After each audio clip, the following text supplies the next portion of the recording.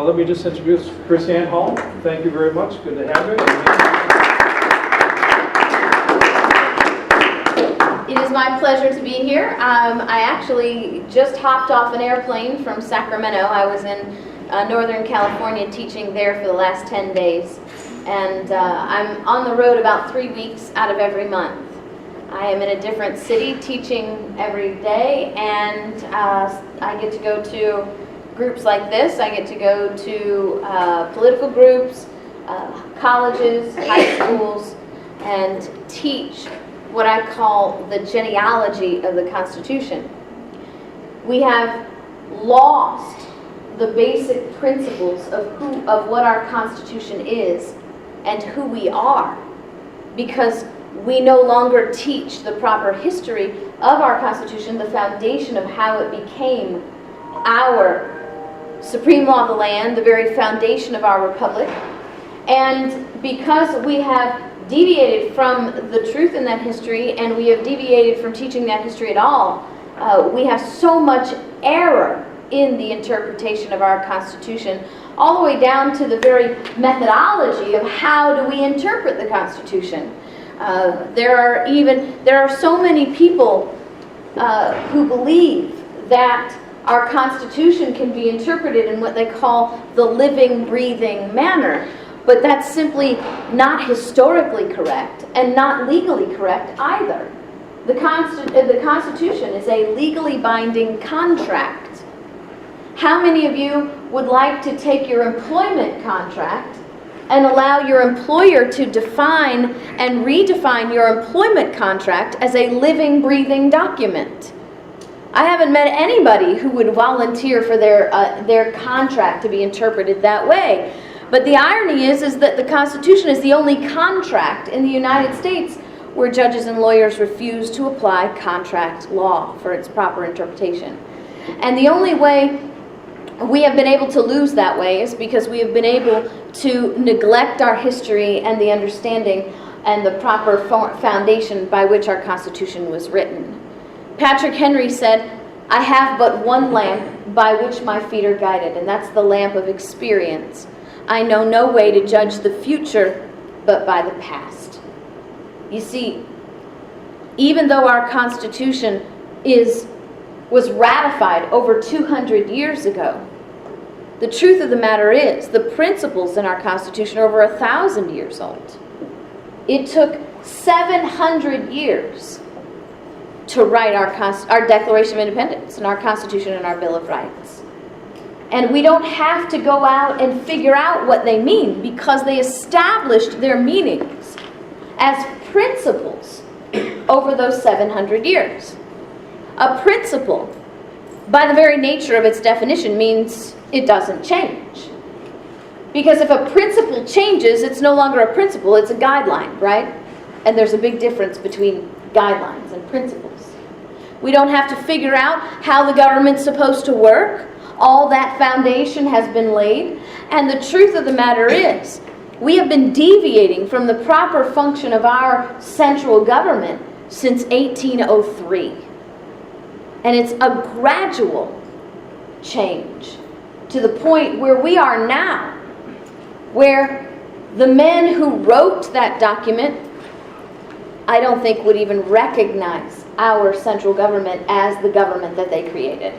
As a matter of fact, it looks more like the government they declared independence from than the government that they created. So what we need to do is we need to go back and understand some things about our Constitution that we have laid aside. Now, in my traveling 265 times in 22 states, and this is now, I'm in my 4th year of doing that, I have come to understand that there are basic fundamental principles of even government that we lack, and some things that we've been taught wrong for a very long time. For example, I often ask people, when did women get the right to vote in America? Most people will answer 1919, 1920 with the ratification of the 19th Amendment and the women's suffrage movement. But the truth of the matter is, women have always had the right to vote in this country. There is nothing in the Constitution that ever prohibited women from voting. women voted in the states until 1807, when corrupt politicians on the state level started monkeying with who could vote and who couldn't vote, because voter qualification is a state issue, not a federal issue. And they wanted to make sure all their friends could get to the ballot box and all their enemies couldn't go at all. So all you have to do is read the 19th Amendment, and you'll see what I'm telling you is true. Because the 19th Amendment does not establish the right of women to vote. It recognizes that they have that right and says it can't be taken away based on sex.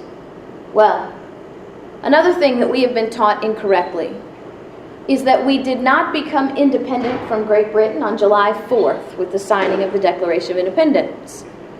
We became independent from Great Britain on July 2nd. Now that may not sound like a big deal, just 2 days. But when you're teaching history, the little mistakes can make for really big ones down the way. And those 2 days make a big difference, because I am now seeing in our textbooks for our kids this idea that the independence movement by our framers was some random act of rogue rebels, slightly anarchist in nature, because we became independent when we signed the Declaration of Independence. It was just a movement of people wanting to become separated from their government. Well, that's not true. Because you see, we became independent on July 2nd, 1776, with the ratification of the Lee Resolution. The Lee Resolution was presented to the Continental Congress on June 7, 1776. It was debated, voted, and ratified as a congressional act on July 2nd, 1776. The ratification of the Lee Resolution was the 3-step process to declaring independence. Step number 1, we are independent because we say so. We are no longer colonies, a subset of a kingdom. We are now independent, sovereign states. Step number 2, we have to get foreign alliance, because there's no way we're going to kick Great Britain off our soil. I don't know if you remember from your history classes or not, but by the time we signed the Declaration of Independence, we had been fighting our own government's troops, battlefields and bullets, for nearly 2 years before we even signed the Declaration of Independence. We were occupied in a martial law status. Great Britain had actually even shut down the Boston port, not even allowing anybody in or anybody out of the city of Boston, trying to starve them into submission. And this had been going on for nearly 2 years. I'll remind you that the Boston Massacre, many of our framers point out to be the very first battle in our independence movement, was March 5th, 1770.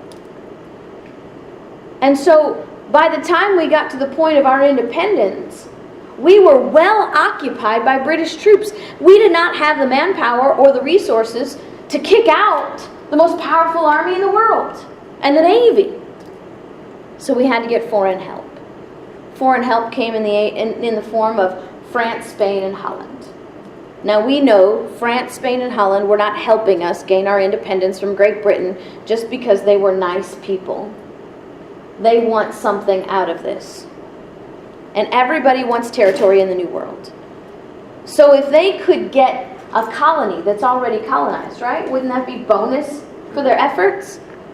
And so, for example, let's say we gain our independence, and France says, you know, we really like this New York place you have here. It's small, you won't miss it much. You know, and what we'll do is we'll take this as payment for the debt that you owe us.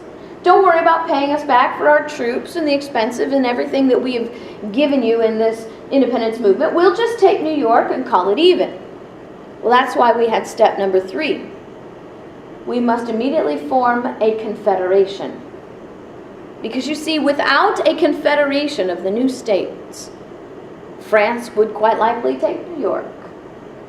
But with a confederation, we would be able to say to France, you know, we have this confederation. We're going to be working and cooperating together very diligently to pay off our debt. We are quite pleased with keeping our New York. We'll pay off your debt, don't worry about it, but we're not going to let you have New York. Now, without a confederation, France would just take it.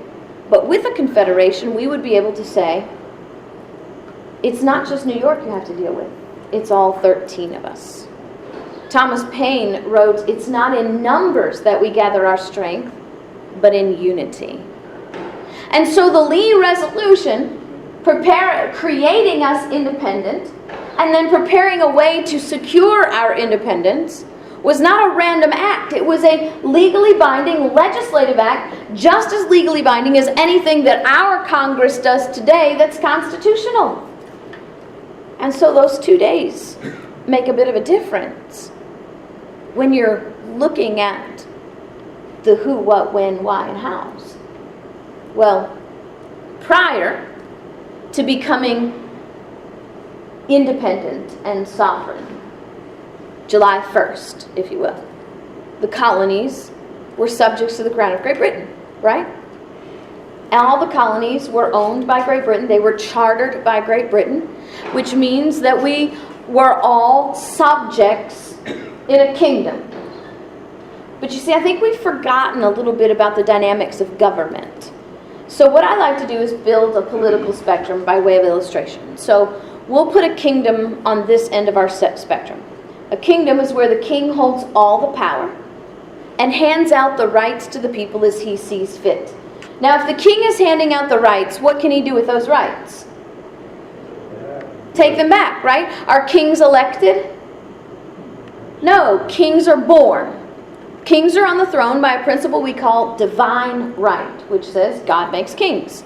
The only way you get to be king is if you're born in the right family, in the right birth order. So if you're the fourth born of 4 sons, you don't get to be king unless you can kill off 3 brothers. And if you know your history, you know that happened, right? And so in a kingdom, nobody tells the king what to do, and we have this principle called whim of the sovereign, which says the king gets whatever he wants. And so if the king holds all the power and he's handing out the rights and the privileges to the people as he wants, then he can take them back anytime. So when you live in a kingdom, you can literally wake up every single day and wondering what's right and what's wrong. Because what was lawful yesterday might be unlawful today because the king woke up in a bad mood. Now the genius of our framers was not in their Declaration of Independence from Great Britain, but the fact that they declared independence from kings forever. Now these people had known nothing but kings for centuries. That's the only thing they'd ever known. But for our framers, they said, you know, we've watched this history.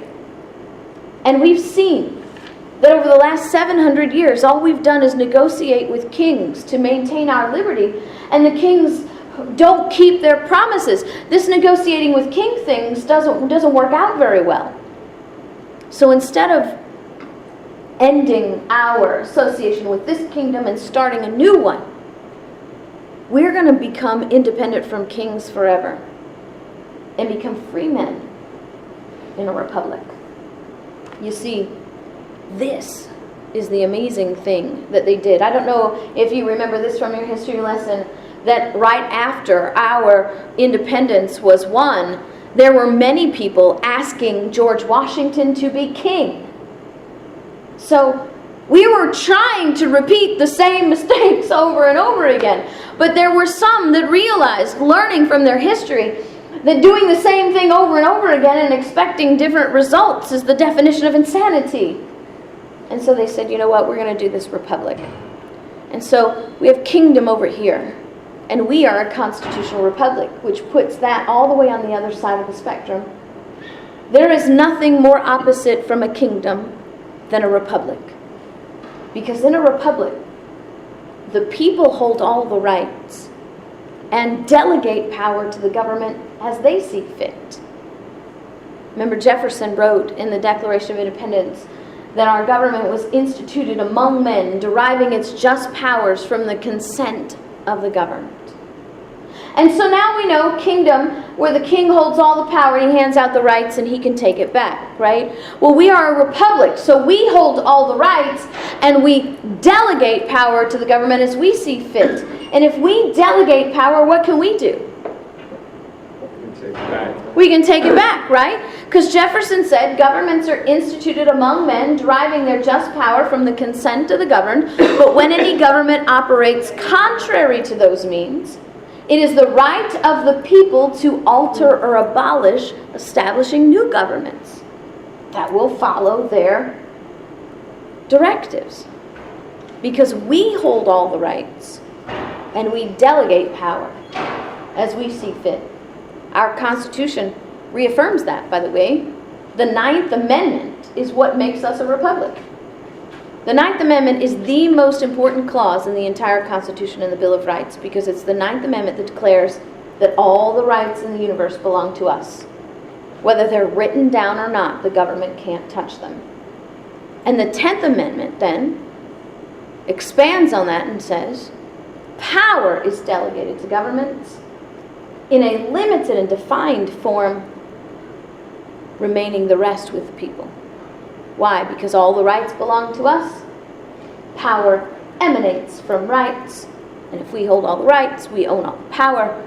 We simply delegate power to government as long as they continue to do the job that we want them to do. But you know, there's an incorrect title for our government floating around these days. When I ask the students sometimes what kind of government we have, what do you suppose the most popular answer I get is? Democracy, right. But you see, first we have to recognize it's our fault because they're learning something that's false. But the other problem is, I think we don't really understand what a democracy is. Because if we understood what a democracy was, we wouldn't just simply roll our eyes and shake our heads learning that our kids are thinking that's who we are. We would be angry. Because democracies don't preserve liberty. As a matter of fact, it's quite the opposite. So we built our spectrum. We have a kingdom over here. We have a republic over here. And if we're going to put a democracy on our spectrum, democracy has to go all the way over here. Because there is really no difference between a democracy and a kingdom. The only difference between a democracy and a kingdom is how many people rule over you. In a kingdom, specifically a monarchy, it's one guy. In a democracy, it's majority rule. And in a democracy, the majority holds all the power and hands out the rights to the people, the minority, as they see fit. You ever heard of a phrase called mob mentality? We have that phrase, mob mentality, because we know mobs are fickle and stupid. Well, democracy is mob rule. So when we call ourselves a democracy, that just simply means we want to be ruled by stupid, fickle people. Do you know how I know we're not a democracy? If we had been a democracy, Rosa Parks would still be sitting in the back of the bus. Because in a democracy, minorities never have a society-changing voice. Only in a republic where laws are made through equal representation can you have a minority voice making societal changes. Democracies do not preserve liberty. The only thing that democracies preserve are rulers and slaves. That's why it's important for us to be teaching what's true and what's right. Because the republic is the only form that maintains liberty. And that's the whole purpose for the Constitution. The preamble declares the purpose is to preserve the blessings of liberty to ourselves and our posterity. Well, there's another thing that we don't understand really that much. Liberty. What is liberty? Samuel Adams wrote in 1765 a dissertation on feudal and canon law. He said, liberty must be supported at all hazards. Notice he didn't talk about our prosperity or our health care or our national security. Liberty must be supported, because guess what? If you don't have liberty, you have nothing. Because the opposite of liberty is government power. And if you have government power and you don't have liberty, then you're never going to have prosperity. You're never going to have freedom in health care. You're never going to have national security. All you'll have is government rule. But John Adams said, liberty must be supported at all hazards. We have a right to it derived from our Maker. How many of you have heard of a principle called natural law? Heard of a guy named John Locke, right? Raise your hand if you've read the complete treatise of John Locke. Do you know if I'd asked that question on July 1st, 1776, the people would be looking around for who didn't raise their hands? How many of you have read the treatise of Montesquieu? Algernon? The writings of Hobbes? All of these things were standard reading for the common man on the streets. How many of you have seen the Federalist Papers? The Anti-Federalist Papers? How many of you have had a discussion about the Federalist Papers or been talking about them and had somebody say to you, well, I've tried to read them, they're just too difficult to understand? I know, I've heard that too. Is it because the Federalist Papers and the Anti-Federalist Papers are written in Chinese? Is that why they're difficult to understand? No, they're written in English. We don't lack the language to read them, we lack the knowledge to read them.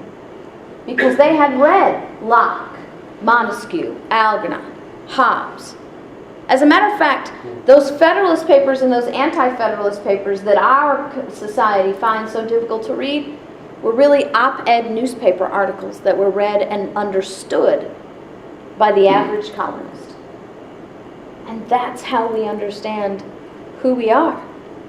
So we can't understand who we are because we don't know where we came from. We don't know how we got here. So we don't know even what our responsibility is in the future.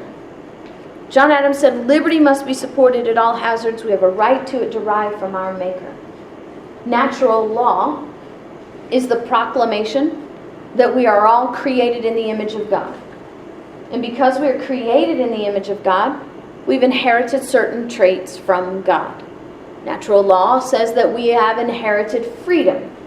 God is the most free being in the universe. I don't think it's anybody's job here to tell God how to run things, right?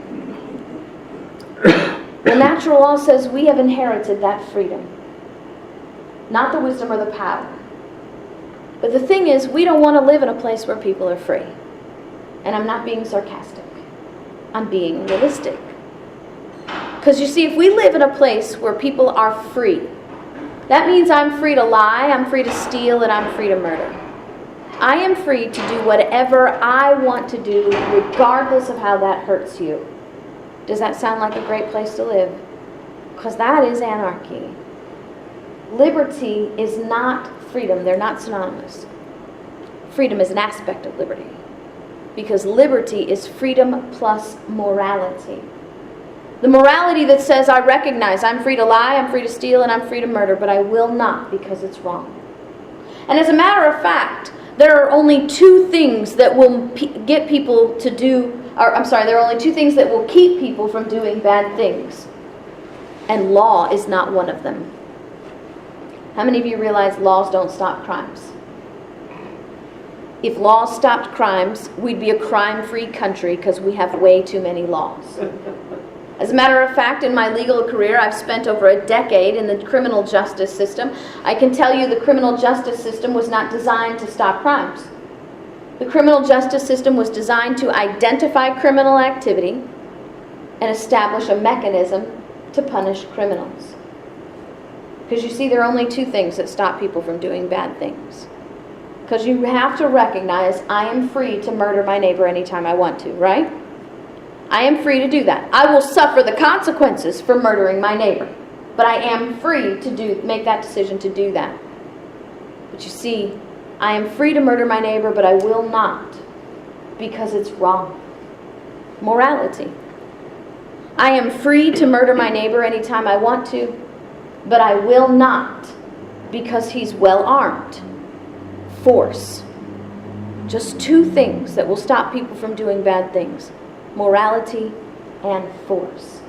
But the interesting thing is, the more immoral we become as a society, the more unable or perhaps unwilling we are to govern ourselves. And so what happens is we start crying out to government to keep us safe from ourselves. And government's more than happy to do that, because government can't make you moral by law.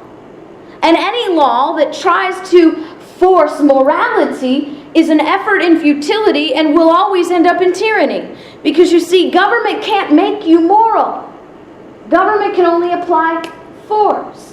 And governments love it when we become immoral. We can't govern ourselves, so we cry out to government to keep us safe. And they love that because they realize they can't keep us moral, so they have to apply force. So government says, sure, I'll keep you safe from yourselves, don't worry. But in order to do that, we have to pass more laws, which means you have to give us more power over you. And the more power government has, the less liberty the people have. That's why Adam said, liberty must be supported at all hazards. Now he said, we have a right to it derived from our Maker, but if we had not, our fathers have bought and purchased it for us with their ease, their estates, their pleasure, and their blood. That was 11 years before the signers of the Declaration of Independence pledged their lives, their fortunes, and their sacred honor. And Adams is telling us, look, we did not invent liberty. We inherited it from our fathers. Now, he wasn't talking about his dad at home, right? He was talking generationally. Remember, Patrick Henry said, I have but one lamp by which my feet are guided, and that's the lamp of experience.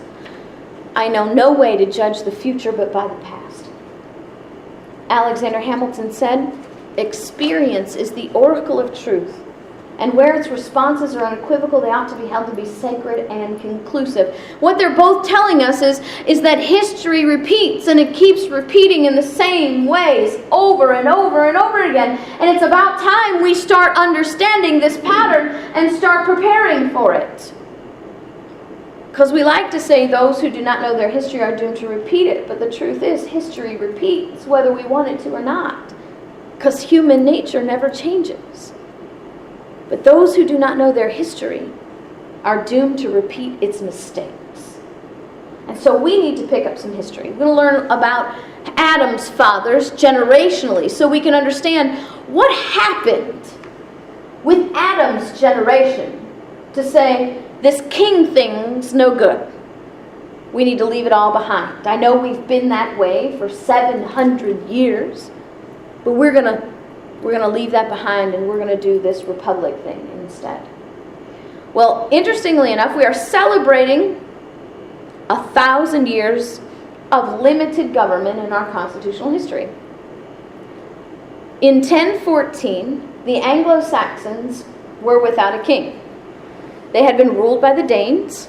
The Danish king had died, and so they had resisted the king coming back, which meant they kept getting attacked by the Danes because they wanted to bring them back into the kingdom. But you see, the Anglo-Saxons were doing quite well governing themselves, except for the Danes kept attacking them. And they were unable to organize and defend themselves, and they were unable to organize and negotiate with the Danish king because they had no king. So they met with a guy named Ethelred. Now, Ethelred's family had been king over the Anglo-Saxons before, and so they made a deal with Ethelred. We'll allow you to be king under one condition. Your only job is to negotiate with foreign kings. Foreign affairs, that's all you're going to be doing. You're just going to be handling our foreign affairs. You'll take care of foreign commerce, foreign negotiations. You'll take care of all matters of war and all matters of peace on the national level. And so Ethelred made this agreement. And the Anglos said, remember, your only job is foreign affairs. You will leave us alone to govern ourselves. Now, if we had been teaching the Constitution properly for generations, we will have recognized that that's the same format that our Constitution was designed. Our Constitution was designed to create a central government whose only function was foreign affairs. James Madison explains it best in Federalist 45. He says, The powers delegated to the federal government are few and defined. Those that remain in the states are numerous and indefinite. The powers delegated by the Constitution to the federal government are to be reserved to external objects, foreign affairs. And then he names them: war, peace, negotiation, and foreign commerce. He said everything else, down to the daily lives and the prosperity of the state, will remain with the states. How many people understand today that the only goal, the only role, and the only powers delegated to our federal government are for foreign affairs, and they're specifically war, peace, negotiation, and foreign commerce? The same, yeah, thank you, but not many. It's the same agreement we made with Ethelred in 1014. But human nature is the same. You start calling somebody a king, don't be surprised when he starts acting like one. And you start identifying kings, don't be surprised when the people start acting like subjects. Because bottom line is, people like free stuff, right?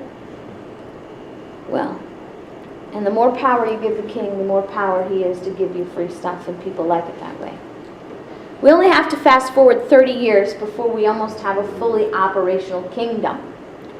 The king's name is Edward the Confessor.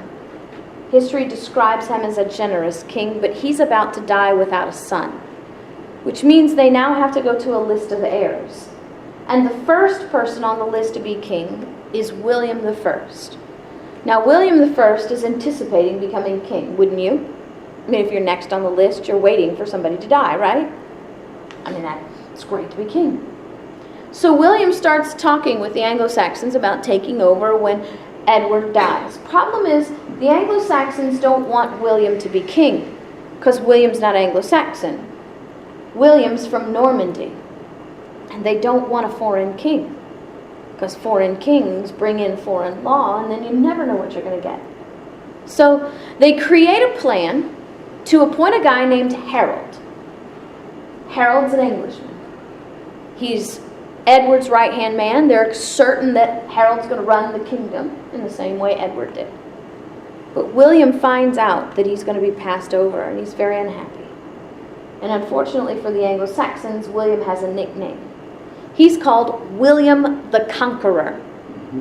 And true to form, William conquers.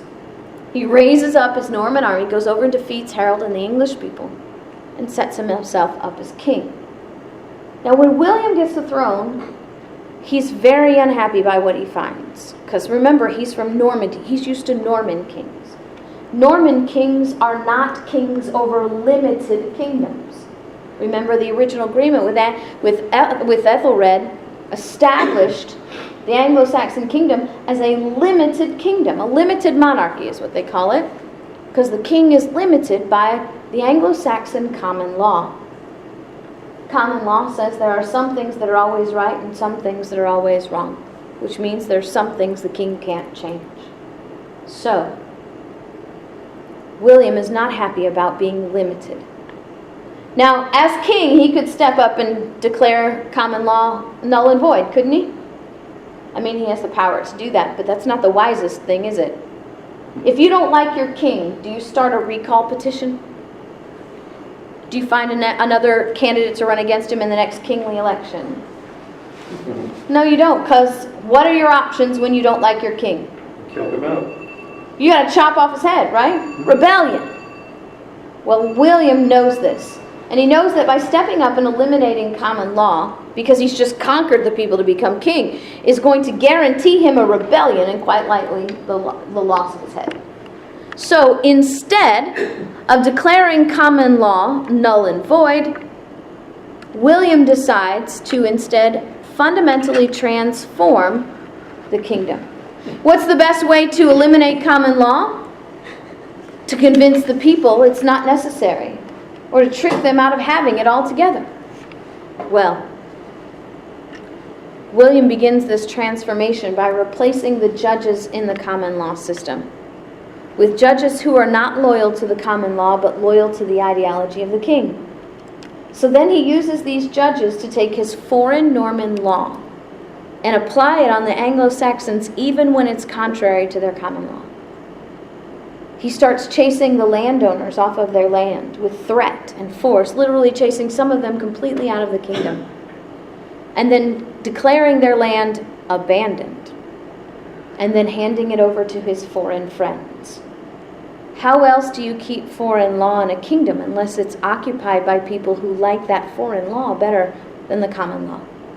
He starts chasing the leadership out of the churches because the churches had enormous political power and personal power, and replacing those leaderships with men who are not loyal to the Word of God but loyal to the ideology of the king, so he can convince the people to do things even when it's contrary to their faith. Now this transition is going to take place over 40 years through the reign of William I and his son William II. William II is going to rule for only 13 years. He is described as a wicked, evil king. And William II will reign until one day when he and his little brother Henry go hunting together. And William II is killed in a mysterious hunting accident when a stray arrow from his little brother's hunting party accidentally kills him, coincidentally catapulting Henry to the throne, right? Well, how many of you think that was an accident? Well, guess what? The Anglo-Saxons didn't think it was an accident either. So Henry has a problem, because even though they didn't like William, murdering your brother to become king is not a very popular way to become king, because face it, if you can murder your brother, what are the people to you, right? So William has to do some things to appease the people. Now the first thing that he does is he goes to the people and he says, look, now I understand there's some question about how my brother died. It looks really suspicious. But don't worry, I'm going to put your mind at ease because we're going to do an investigation. We're going to call together a grand tribunal and determine whether I'm at fault for the death of my brother or not. How's that going to work out when the government's investigating itself? Sounds familiar. The way it always Very does. familiar. Right, yeah, and it should sound familiar because remember, history repeats. Well, Henry's grand tribunal finds him not guilty, but the people aren't believing the veracity of this investigation. So Henry has to keep trying. Now the next thing Henry does is he and his advisors realize that the best way to quell a rebellion is to keep the majority of the people happy, right? Because if the majority are happy, then only the minority can rebel, and that's not a real big thing to deal with. And so the majority of the people are still Anglo-Saxon. And so Henry and his advisors have figured out that the best way to appease the majority is to promise to marry an Anglo-Saxon woman. So now the Anglo-Saxons have representation on the throne. And if you live in a kingdom, that's a really, really big deal, because that means if you're Anglo-Saxon and you have an Anglo-Saxon queen, you're pretty sure she's going to take good care of you, right? Mm-hmm. Good things are coming your way, and in the very least, if hard times fall on the kingdom, she's not going to let her people suffer. And so Henry and his advisors have figured out that the best way to appease the majority of the people is with the expectation of what they're going to get from the government.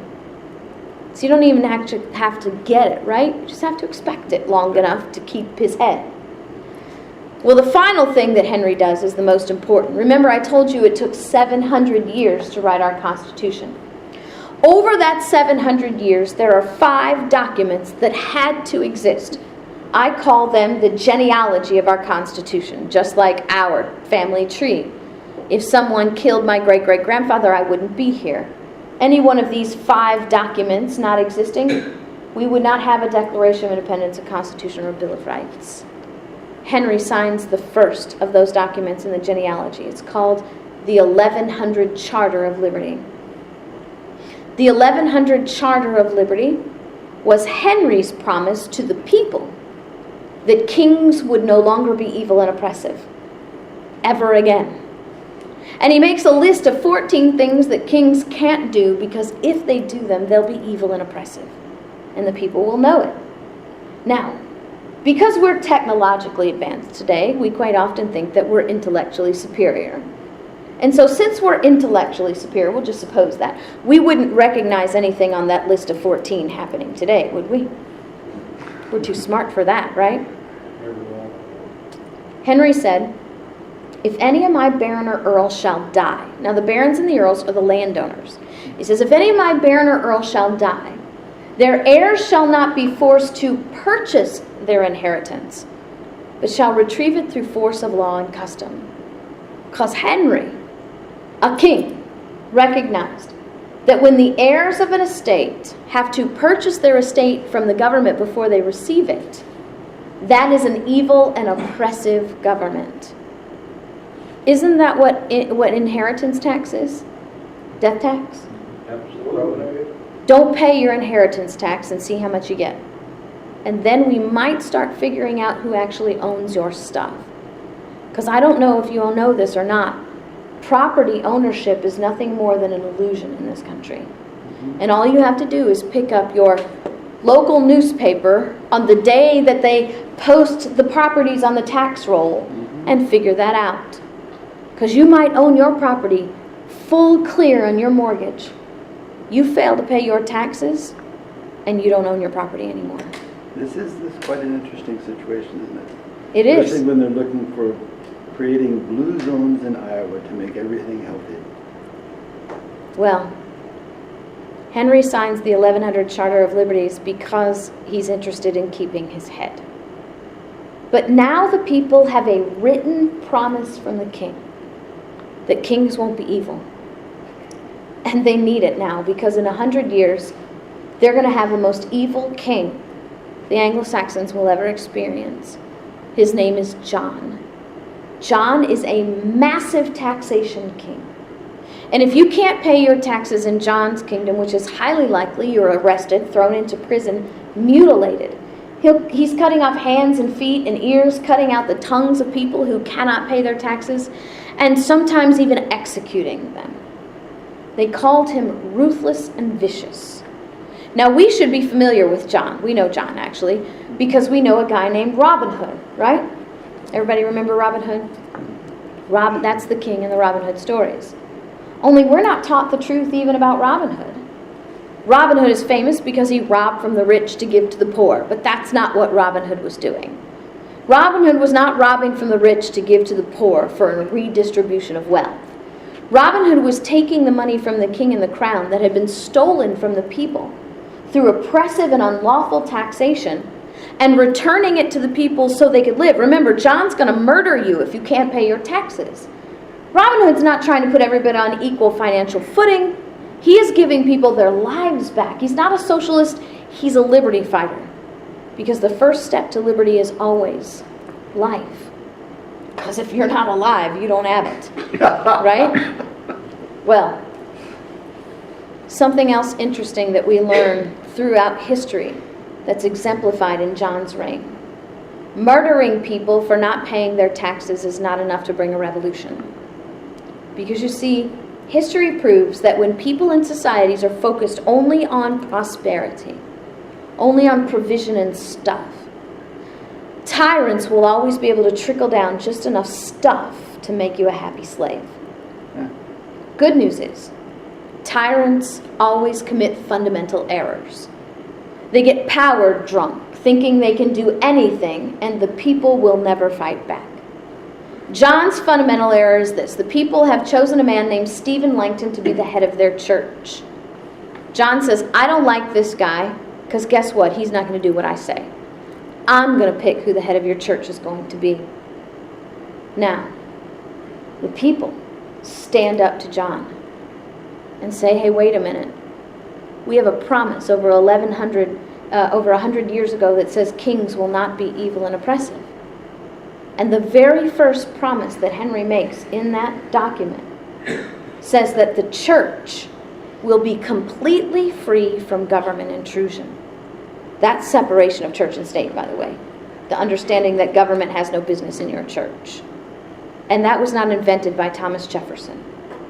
Thomas Jefferson, when he wrote that letter to the Danbury Baptists, talking about separation of church and state, was not coining a phrase. He was remembering his history lesson that in 1100 a king said, If the government is in your church, it's an evil and oppressive government. But that's the fundamental principle of our religious liberty in the First Amendment, right? Well, how about we have a little pop quiz? Are you ready? We're talking about the First Amendment. The First Amendment is first on purpose and with a purpose. And there are 5 individual liberties in the First Amendment alone. Without answering out loud, without even lip syncing the answers, I want you to yourself to name all 5 liberties in the First Amendment. We have a Supreme Court justice in Florida who took a poll. Found out that only 2% of the people polled could name all 5. So I'm sure there are people in this room who can only name 4, or even less. But where you fall in that statistic is none of my business, which is why I didn't want you to answer out loud. But I asked you that question so I could ask you this one. If you do not know what your rights are, how do you know they're not already gone? They are. Because you see, if you don't know your rights, then you're not exercising them. And if you're not exercising your rights, they're already gone. I mean, what is the point of having freedom of speech if we never say anything? And how long do we stay silent before we cannot speak? Well, a rebellion forms against John, bringing us the second document in the genealogy. This one's called the Magna Carta. I'm fairly certain most of you have heard of the Magna Carta. I'm also fairly certain that probably few of you have heard of the 1100 Charter of Liberties. Because most of our constitutional studies, if they take us beyond 1776, which is rare, they stop at the Magna Carta, but we cheat ourselves out of the biggest step in this transition between kingdoms and republics. Because the 1100 Charter of Liberties is a promise from the king, but the Magna Carta is a demand of the people. Now it's 1215, so they're still subjects. They have no rights and privileges unless the king says so. But now the people in 1215 are standing up and saying to John, you made a promise to us in 1100 that kings would no longer be evil and oppressive. You obviously have no idea how to keep that promise. So now we, the people, are going to rise in our majesty and place ourselves above the king. We are going to tell you what you cannot do so you can keep your promises. And they create a committee of 25 men called the Royal Council. The Royal Council will be sitting in the king's court with the authority to tell the king, sorry, can't do that because it violates your promise. It says there'll be no taxation without representation through the Royal Council. Clauses 38 through 40 are where we get our 4th, 5th, 6th, 7th, and 8th Amendments. We didn't invent them, we inherited them. Clause 61 in the Magna Carta has a number of our inalienable rights, but one of them, the right of the people to petition the government for a redress of their grievances. That should sound familiar. That's that 5th aspect of the First Amendment that everybody always forgets. If you got 4, you probably forgot the right of the people to petition the government for a redress of their grievances. Because we don't use those words. I think because the way memory and recall works, it just doesn't work out that well. So we have to go through the First Amendment like this. Freedom of religion, freedom of speech, freedom of press, the freedom to assemble, and the freedom to complain. That's what that means. The right to petition the government for a redress of your grievances means you have the right to complain about your government and to your government, and they cannot prosecute you or persecute you for that. And we didn't invent it. We inherited it. John signs the Magna Carta because he's got a sword at his throat, and they will chase him off the throne less than a year later. But you have to recognize that kings who are on the throne by divine right, now being told what to do by people, is not going to go over well. And so they're literally going to have to fight for the next 400 years to maintain their control and their liberty. And so we'll fast forward now. 1625 is the year. The king is Charles I. Charles I is described as a massive spending king. There was even a document that I had read in that time said, Charles loves to romp about Europe spending on his every whim and fancy. Now, whose money was Charles spending? The people. The people's, right? How's he collecting their money? Taxes. Taxes.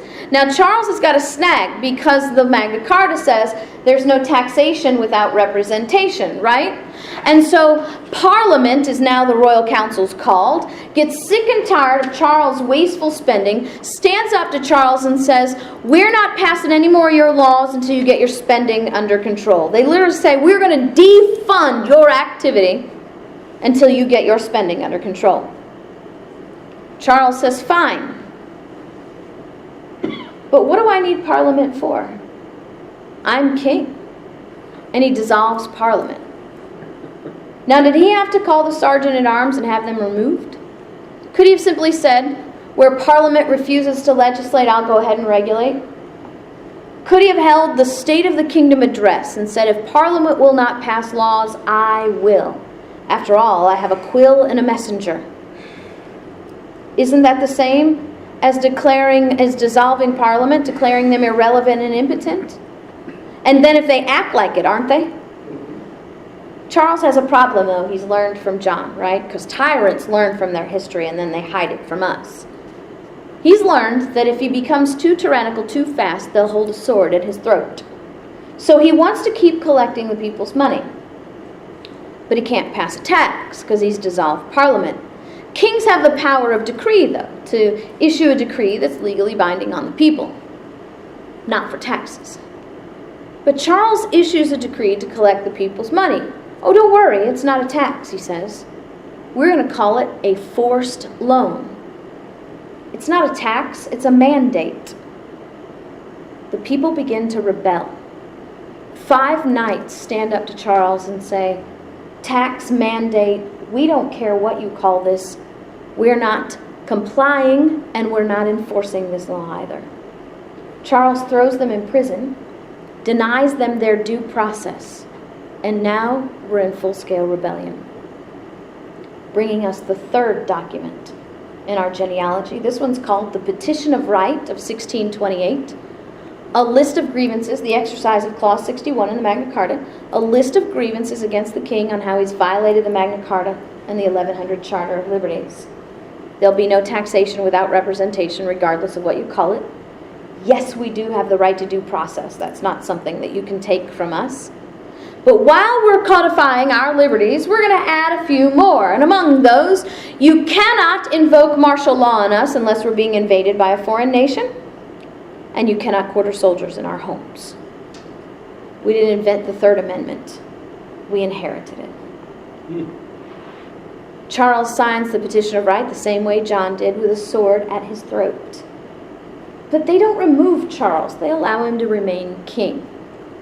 And he goes back to business as usual. Only he disguises what he does a little bit better. You see, he wants to keep spending their money and collecting their money, but he realizes he can't whim and fancy it. He's got to have a good excuse. History provides him with that excuse. Because the years between 1628 and 1641 are very violent times in Europe. Wars everywhere. Charles comes to his people and says, do you see all those wars going on in our neighbors' yards? Let me ask you something. Do you want those wars to end up here in Great Britain? Of course you do not. Guess what? I have the perfect plan that will keep those wars from ever coming to us.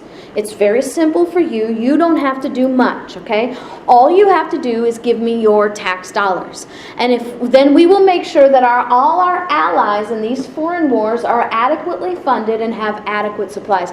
If they are superior in their funding and superior in their strength, they will be able to win those battles over there. And if they win those battles over there, war will never come here. So you see, it's very simple. It's just a matter of national security that I collect your taxes so that our enemies will be defeated by the superior power of our allies. Problem is, 1628 was a big year for the people, and they're watching Charles. They let him stay, but they're watching him very closely. And they're noticing he's talking out of both sides of his mouth. Charles is not funding their allies. Charles is funding their enemies, because the enemies have made a deal with Charles that when they win, they'll come over and help get his people back under subjection. Charles is brought up on charges of treason, found guilty and sentenced to death. Process that brings us the fourth document. This one's called the Grand Remonstrance of 1641. The Grand Remonstrance of 1641 is an amazing document. It reads, "The root of all this mischief we find to be a malignant and pernicious design to subvert the fundamental laws and liberties of our kingdom."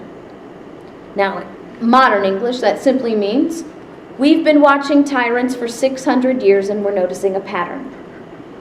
The same bag of tricks over and over and over again. And if you read the Grand Remonstrance, you'll notice that pattern. Corruption of the court system, infiltration of foreign law, the government diminishing the property rights of the people, the government taking control of the church to control the people, the creation of fiat money so they can control the monetary system, and disarming the people while the government remained armed. A malignant and pernicious design whose only purpose is to overturn liberty. And it was identified in 1641. See, I'm beginning to wonder if we really are smarter today. 40 years later, brand new king, same old design. The king's name now is James II.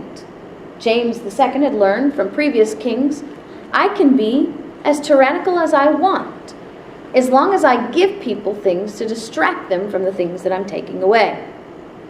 James issues a decree. I'm going to give you something you've never had before. Don't pay any attention to this over here. I'm going to give you something you've never had before. I'm going to give you religious liberty. He issues a decree called the Declaration of Indulgence. The Declaration of Indulgence says you can have church anywhere you want, with any pastor you want. You can preach any religion you want. And you do not have to be a member of the Church of England, and the government will not persecute you or prosecute you. And you can have this religious liberty. It's all yours under one condition. Before you have church, you must inform the king where you're meeting, when you're meeting, who will be preaching, what will be said. And you must promise that you will never, ever, ever say anything that might be considered a criticism of the king. Now that doesn't sound like religious liberty to me. That sounds like a 501c3. Amen. 7 bishops stand up to James and say, wait a minute, we have a promise over 500 years old that says the government will stay out of our church. We are not following your decree. James throws them in prison, charges them with a crime called seditious libel. That's the aspect you can't criticize the king, right? James has learned that if you don't give them their day in court, they'll chop off your head. So these 7 bishops get their day in court, but James has nothing to fear because seditious libel is written in such a way that truth is no defense. So even if you're correct in your criticism of the king, you have to die. 7 bishops got their day in court. 2 of them were acquitted because 2 judges refused to enforce an unconstitutional decree. The other 5 were also acquitted because they had a jury of their peers who refused to find them guilty of an unconstitutional crime. You see, we didn't invent the right to a jury of our peers. And we didn't invent jury nullification. Those are all inherent rights that we inherited. A revolution is brought against James, bringing us the 5th document in our genealogy. This one's called the English Bill of Rights of 1689. This document reads, whereas the late King James II, by the assistance of evil judges, counselors, and ministers employed by him, did endeavor to subvert and extirpate the laws and liberties of our kingdom. Now, I didn't know what extirpate meant, so I looked it up, and it means to completely destroy. That means if you extirpate something, there's nothing left. There's not a speck, not a dot, not an atom, nothing. And they said what James was doing, and they have a whole list of things. It's very interesting, actually. You might find some of those familiar as well. A whole list of things that James was doing that was completely destroying liberty. My favorite on the list is this. They complained that James was writing law, overturning law, and setting aside law when that was a power reserved to Parliament alone. You see, we didn't invent separation of powers. They had separation of powers in 1688. Separation of powers. They had executive branch in the king, legislative branch in Parliament, and a judicial branch. And separation of powers means powers can't be shared and they can't be stolen. And Parliament said in 1688 that when the executive branch was writing law, overturning law, and setting aside law, that was the complete destruction of liberty. Where's Congress today with our executive orders? How come we don't recognize that that's the complete destruction of liberty? What's Congress want to do about it? Sue the president. Do you know that's not only by its very act a frivolous lawsuit, but also a dangerous one? Think about this. Congress is going to sue the president in federal court. Who appoints federal judges? The president. So now Congress is going to take up a lawsuit against the president in a courtroom stacked with his judges. Now we can't forget that federal courts have not followed the Constitution for decades. They follow precedent. And so when the federal courts review what a president is doing, they're not going to compare the president's activity to the Constitution. They're going to compare the president's activity to previous presidents. And the question will not be, is this president acting constitutionally? The question will be, is this president doing anything much different than previous presidents? And of course the answer will be no. And what happens then is through Congress's negligence, they will actually increase the power of the executive branch because the executive branch will now have the stamp of approval by the courts. And we have been so infested in this country today by federal supremacists who believe that the courts are the ultimate arbiters of all, that we will have nothing left but to lay prostrate before the oligarchy of 9 in black robes. And Congress will have declared themselves irrelevant and impotent. Well, we have now the glorious revolution of 1688 bringing us the English Bill of Rights of 1689. And 60 years later, we have a brand new king. You will probably recognize the name of this king. His name is George III. And George III is engaging in the same malignant and pernicious design as identified in 1641. Because you see, it wasn't taxes that made us throw tea in the harbor. It was the malignant and pernicious design. Great Britain had gone into debt defending the colonies in the French and Indian War, and then turned around and told the American colonists they had to pay back that entire debt by themselves, which was an insult. Because when you're a colonist, you share all the prosperity of the land throughout the entire kingdom.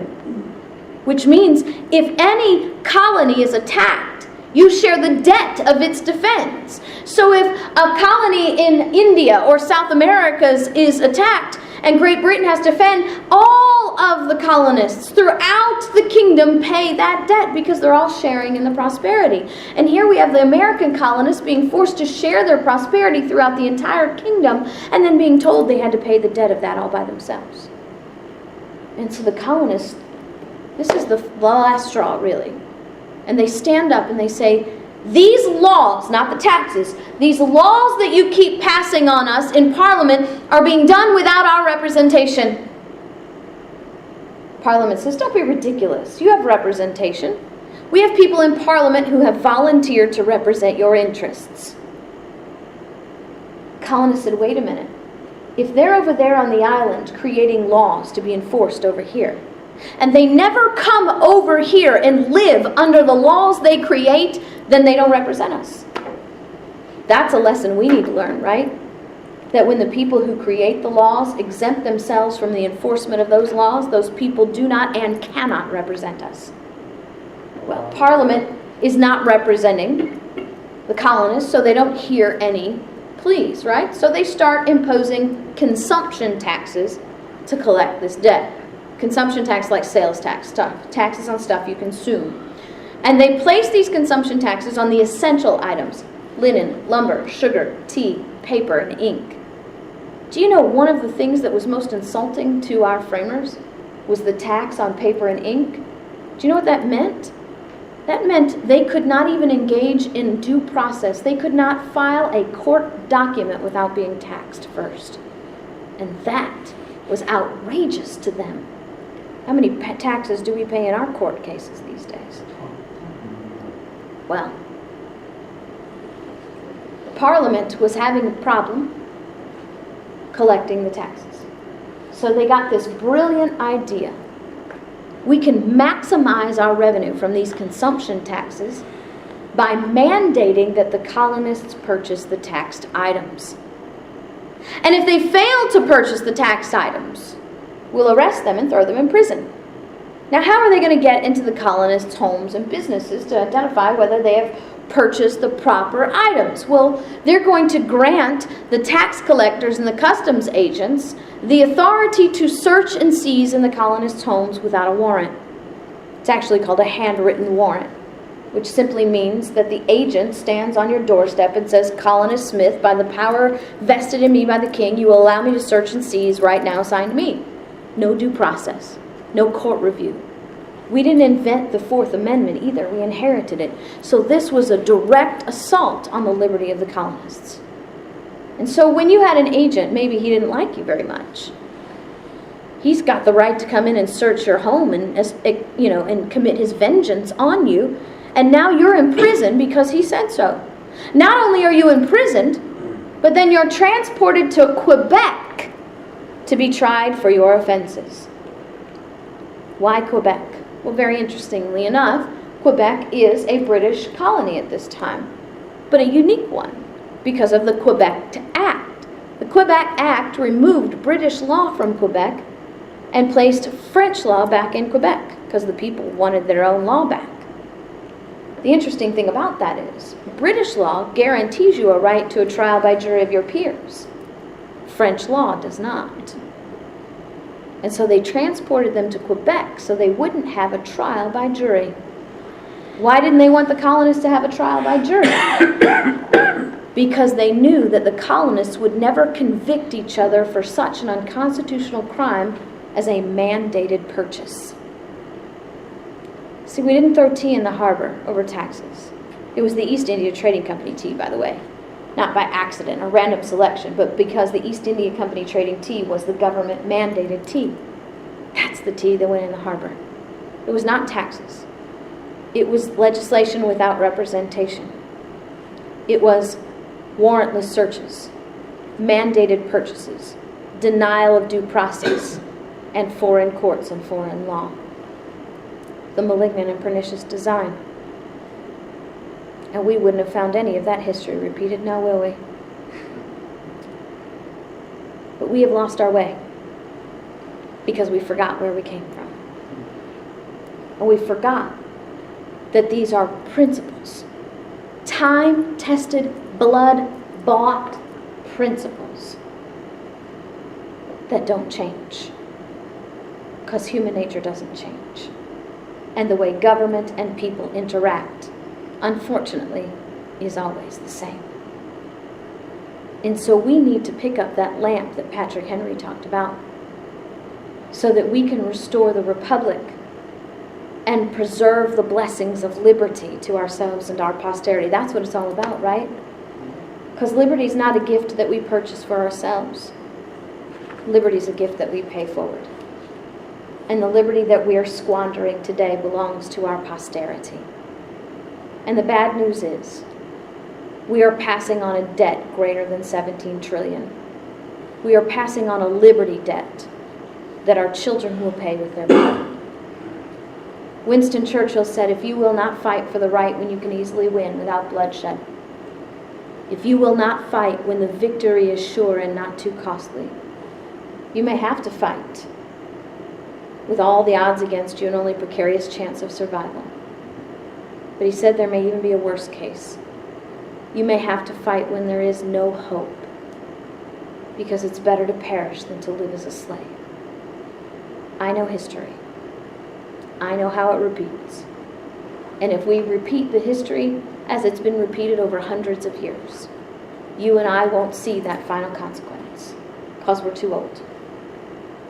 But we will condemn our posterity to purchase back a gift that was supposed to be given to them by us. And history proves they won't do it at the ballot box. They will do it with their blood. So I want to leave you with one question today. What do you want your legacy to be? Do you want your legacy to be the one where we are a generation, because we are already there, that are going to pass on less liberty than we inherited on our own?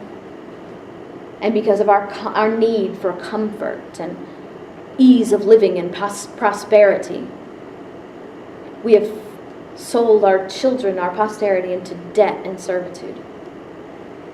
Or do we want to leave the legacy that we were the generation that realized we really goofed up and we're ready to stand up and push back so that our kids don't have to? That's what this is all about. Our framers said time and time again, what we're doing is for ages and millions yet unborn. My favorite founding mother is a woman named Mercy Otis Warren. She said, we will stand against tyranny today, or our children will bow tomorrow. So did I teach you something this evening? Yes. So all I ask, I have a couple favors to ask. Don't leave it here. Because if you leave it here and you do nothing, you don't leave changed, then I just spoke to an empty room. The other thing that I want to ask you to do is, as you're spreading the message, tell other people about what I'm doing. You see, I don't have any speaking fees. I travel all over the country. Nobody is paying me to be here. And as a matter of fact, I'm not asking anybody to reimburse me for my travel or my accommodations. Everything that funds what I do comes from the sale of those books and the donations of people who support me. And so the only way we can keep doing this is if we keep having meetings. So can you think of at least 3 people who should have been here with you today? So all you have to do is invite me back. And it's not going to cost you a dime. If you have other groups, you have groups at the schools that you have influence in, you can bring me in. I teach middle school, high school students, I teach college students. I teach these people all over the country. And it's some of the most inspirational stuff I do is teaching the young people. Watching them wake up to the truth. I taught at a college in Miami. And when I teach the college courses, the time is very limited. So I tell them up front, write down your questions and I'll answer them after the class. I'll stay as long as you want, but I'll answer them after the class. We don't have time to take questions during class. And I had one girl, you could tell she wanted to ask a question. And I finally, I said, just write it down and I'll get it, I promise. Well, a few minutes later, she's pounding on her desk. And I said, okay, all right, obviously this is very important to you. Let's hear it. She balls up her fists and shakes them at me and says, why have we been lied to our entire education? How do you respond to something like that? I mean, I apologized. I said, I'm sorry, it's my fault. You've been lied to your entire education, but I'm doing everything in my power to correct that now. That's our duty, isn't it? I have never met a young person who wakes up and starts their day with the urge and the proclamation, let's go see how many lies we can learn today. But they learn them because we teach them. Because we don't know the truth ourselves. And I hope that together we can change that. So all I ask you to do is go to my website, which is my name, krisannhall.com. My name's on my books. If you are unable to purchase a book today, then you can just stop by the table, write my name down. My name is Kris Ann Hall, and the website is krisannhall.com. I have a radio show that I podcast 5 days a week I'm on the air 6 days a week. The sixth day is podcasted through Genesis Communications Network out of Minneapolis. You can access all my podcasts. Now, I'm a talk show host, but I'm not your average talk show host. I do not spend an hour on the radio every day regurgitating the news, pointing fingers, and complaining. I'm not a talk show, I'm a teach show. So what I do is I take current events and turn them into constitutional teaching moments in the very best way that I know how. And you can share those podcasts. You can download them to your computer. You can share them on disk. You can do anything you want. I don't charge anything for my syndication. I am syndicated throughout the country. And if you have a radio show, a radio station that wants to carry my show, all they have to do is shoot me an email and I give it to them. It's already broke down into segments. They can make money off my show by inserting their commercials. I don't charge them a dime for it, because it's important to me that this information gets out. If any of you are on Facebook, I have a Facebook page where I do the same thing that I do on my radio show. I take current events and make Facebook posts for teaching moments. And all I need is for you to be my PR. Promise me that you'll do that. I also need your prayers and your support in that way, because I am on the road 3 weeks out of every month, and as you mentioned, that means I'm away from my family 3 weeks out of every month, and it's not an easy task. But it's a commitment that we have taken up as a family, and we deal with it the best way that we can. And I know with your support I'm able to do that. So I want to thank you in advance for that. I want to thank you for coming out here tonight and sharing your evening with me. Now let me show you what I have on the back table.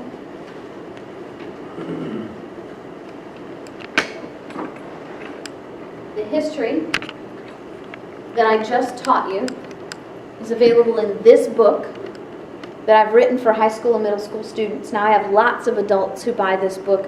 I have a friend in Panama City, Florida, says, I tell everybody, Kris Ann, to get this book because it makes great bathroom reading. I was like, oh, I'm right up there with Reader's Digest now. It's because the chapters are short and it's easy to digest. Oh, that was no pun intended. I also have the history that I just taught you in this 3 DVD set.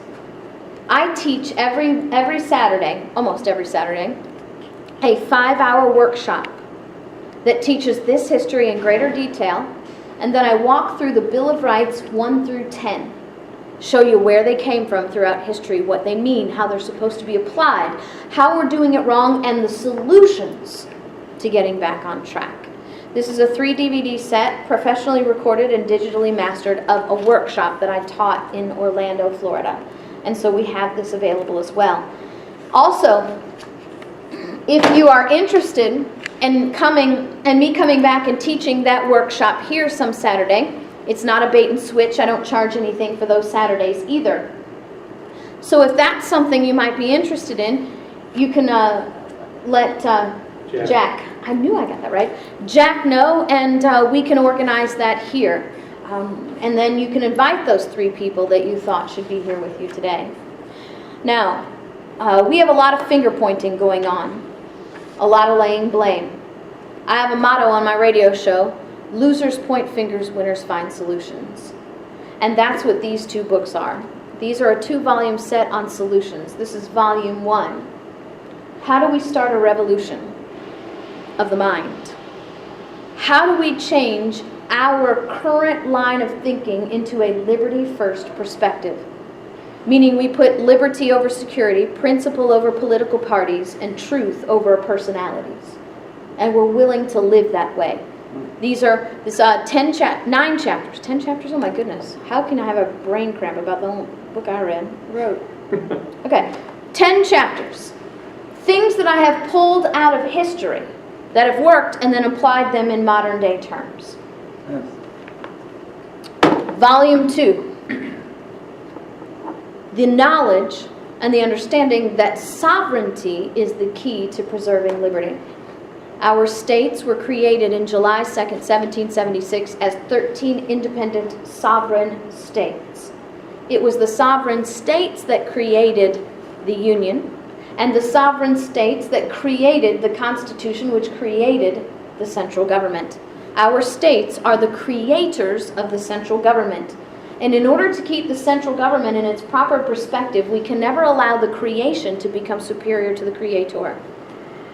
Mary Shelley wrote a book about that. She called it an abomination, right? Frankenstein? We have a Frankenstein central government now.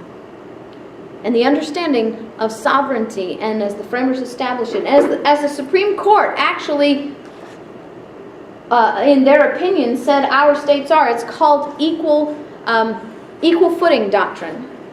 It says every state that has come into the Union has equal footing with the first 13, meaning every single state in this Union is independent and sovereign.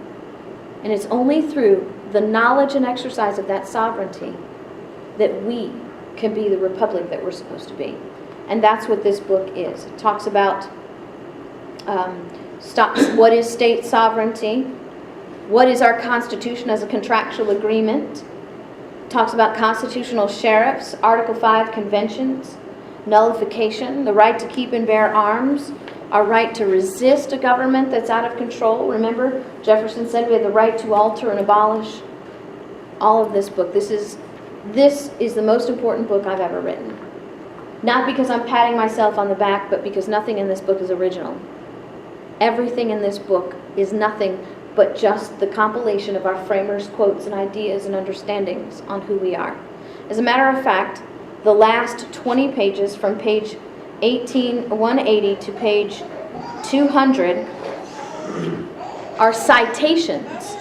Every quote and every example is directly cited in this book. I wanted this to be a textbook, not just a book of my opinions, because I don't write my opinions.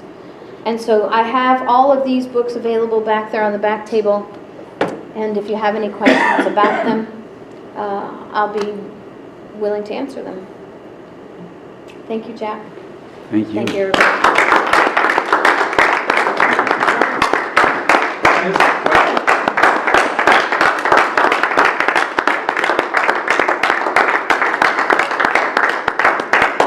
Interestingly enough, I saw this on YouTube.